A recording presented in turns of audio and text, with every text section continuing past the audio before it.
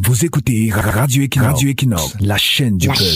La chaîne du peuple. Bonjour. Le ministre délégué en charge de la Sûreté nationale, en charge de la police, était attendu jeudi dernier au tribunal de première instance de Yaoundé, centre administratif, suite à une plainte déposée contre lui par l'artiste Valsero. C'est quoi le problème de Valsero, me demanderiez-vous? Le problème de Valsero, c'est que depuis le 31 décembre 2022 qu'il a introduit sa demande de renouvellement de son passeport ne sort pas. Bientôt un an, la DGSN n'arrive pas à lui établir son passeport. Pourtant, il avait tout payé et fourni tous les documents exigibles. Pourquoi son passeport ne sort pas? Parce qu'il est fermement opposé aux gens du 6 novembre, parce que la chaîne de production des titres d'identité est grippée, défaillante. De toutes les façons, quelle que soit la raison, sa plainte contre l'État du Cameroun est justifiée. Elle a toute sa raison d'être. En fait, si c'est pour ses convictions politiques, il n'y a aucune loi qui dit que quand tu n'es pas d'accord avec Yaoundé, on ne doit pas te délivrer ta carte d'identité ou ton passeport.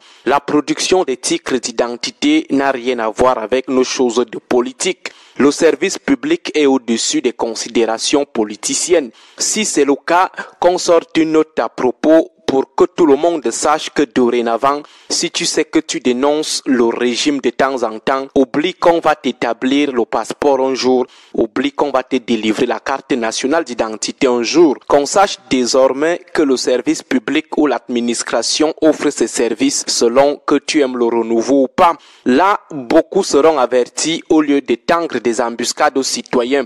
Vous prenez quand même leur argent alors que vous savez intérieurement que selon vous, le service sollicité n'est offert qu'aux gens qui sont en odeur de sainteté avec le renouveau. Là, nous simulons juste la normalité de ce type de mise à contribution des services publics dans la neutralisation des détracteurs politiques. Parce qu'au fond, rien ne justifie une telle manœuvre. Fournir une pièce d'identité nationale ou internationale à son citoyen, c'est une obligation absolue pour chaque gouvernement. Et ce n'est pas la première fois qu'on assiste à ce genre de soupçons de chantage politique dans l'offre de services publics. Surtout concernant les membres de la diaspora qui ne sont pas d'accord avec les gens de l'ogre de 82. Le service public, la délivrance des titres de séjour ou d'identité est devenu un instrument de chantage politique dans les ambassades. Malheur à ceux qui s'opposent à l'offre de gouvernance du renouveau. Beaucoup d'ambassades sont devenues des lieux de règlement de comptes politiques. L'administration par essence est au-dessus des combats politiques. Les luttes politiciennes ne la concernent pas, mais au Cameroun, l'administration sert permanemment les intérêts du bloc au pouvoir et c'est inadmissible. Du coup, comme relevé tout à l'heure, ce genre de plainte déposée contre la DGSN par Valsero reste justifié, même dans l'hypothèse de la défaillance de la chaîne de production et de délivrance des passeports. Le problème reste sérieux et ce genre de plainte reste justifié. D'abord, la délivrance des cartes nationales d'identité ou des passeports, c'est un service payant au-delà du fait que ça soit une obligation absolue de l'État. Lorsqu'on paye, on s'attend à la livraison. Si l'État qui prend l'argent des gens pour établir les cartes nationales d'identité se rend compte qu'il ne peut pas délivrer ses cartes ou ses passeports aux Camerounais, qu'il ferme momentanément sa boutique, qu'il ferme momentanément le service au lieu de continuer à prendre l'argent des gens sans rien faire après. Aussi, si l'État estime qu'il ne peut pas livrer la marchandise qu'est la carte nationale d'identité ou le passeport aux gens, qu'il rembourse tout simplement l'argent qu'il exige aux candidats au titre d'identité. S'il est dans l'incapacité de satisfaire les Camerounais qui sont ses clients, puisqu'il leur demande de l'argent en contrepartie, qu'il rembourse tout simplement l'argent des gens et surtout qu'il ne les dérange pas après, parce que si les Camerounais n'ont pas de carte nationale d'identité, en majeure partie ce n'est pas de leur faute. Même ceux qui ont des doubles identités ou double identification, l'État doit juste leur lire la loi, leur coller des amendes au lieu de les priver d'une pièce d'identité, pièce qui permet d'identifier quelqu'un, pièce incontournable dans la constitution des dossiers et des opérations administratives. Du coup, porter plainte à la DGSN comme l'a fait Valsero est justifié, légal et légitime. Et si tous les millions de Camerounais qui sont dans la même situation que Valsero, si tous ces millions de concitoyens qui attendent leur carte nationale d'identité depuis des années portent aussi plainte au gouvernement et au même moment pour usage politique des services publics, pour non-respect des obligations ou pour escroquerie de l'argent des clients que sont les demandeurs de carte nationale d'identité et de passeport, on va commencer à crier à la déstabilisation,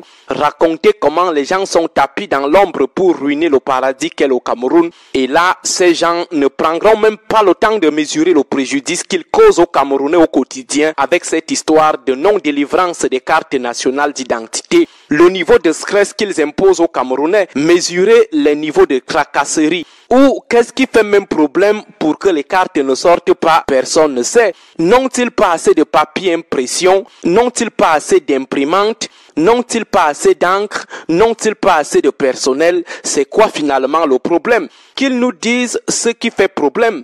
La population qui souffre déjà assez peut voir comment les aider. Nous avons des génies en informatique. On peut cotiser pour acheter le papier impression ou les imprimantes. C'est finalement quoi le problème avec cette histoire des cartes nationales d'identité qui ne sortent pas toujours? Agréable semaine à tous. Radio Equinox 93 FM, 93 FM, la chaîne du peuple. 93 FM, la chaîne du peuple. La chaîne du peuple. Le cancer de la trahison est profond en Afrique et il est très profond, surtout dans le monde politique. Et je pense que la première qualité d'un homme politique, c'est la loyauté. C'est la loyauté pas envers une personne, mais envers sa famille politique. Et si vous êtes en désaccord à tel point que vous pensez que pour votre bien-être moral ou autre, vous devez vous retirer, mais retirez-vous sans essayer à tout prix de casser la branche sur laquelle vous étiez assis avant. Parce qu'il y en a d'autres qui sont encore... Donc quand vous essayez de faire ça, vous n'êtes plus un homme politique. Et vous êtes gangréné par le cancer de la trahison. Je l'ai dit tantôt, si vous regardez la vie politique africaine, ce n'est fait que de ça. Donc aujourd'hui, nous avons pris acte que les trahisons se suivent, il faut rester serein, il faut rester droit dans ses bottes et avancer. Si on passe son temps à essayer d'éviter ces trahisons-là, on ne va pas avancer. Et je pense que c'est cela. Et il est d'ailleurs très amusant que ce sont ceux qui trahissent qui se plaignent. Et ceux qui restent dans le navire, qui essayent de continuer. Donc c'est le paradoxe de la situation, mais je ne veux pas en faire... tout un débat ce soir avec vous, parce que, voyez-vous, on avance, voyez-vous, il y a de l'engouement dans nos conférences, voyez-vous, il y a des gens qui pensent toujours à la social-démocratie, qui pensent toujours que l'avenir de ce pays est fédéral, etc. Nous portons un projet, nous ne portons pas des hommes. Et nous portons ce projet pour que ce pays se porte mieux pour tous ses enfants.